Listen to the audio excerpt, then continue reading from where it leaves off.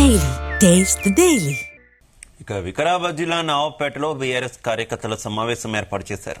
ఈ కార్యక్రమంలో ఎమ్మెల్యే కాళీ యాదయ్యకు కుర్చీ కేటాయించారు. ఈ సమావేశంలో మాజీ మంత్రి సబితా ఇంద్రారెడ్డి పాల్గొన్నారు. పార్టీ మారలేదంటున్న కాళీ యాదయ్య సమావేశాలకు ఎందుకు రావడం లేదని ప్రశ్నించారు. కాంగ్రెస్ ను ప్రజలు నమ్మడం లేదని, స్థానిక ఎన్నికల్లో కాంగ్రెస్ కు ప్రజలు బుద్ధి చెబుతారన్నారు మాజీ మంత్రి సబితా ఇంద్రారెడ్డి. మనం స్వాగతం తెలుపుతా ఉన్నాం. రావాల్సిన అవసరం ఉన్నదైనా ఏ మోటార్ల నుంచి మేము ఉద్యమం పెద్ద ఎత్తున చేసిన ఉద్యమకారులంతా ఓట్లేస్తే గెలిచిన తెలంగాణ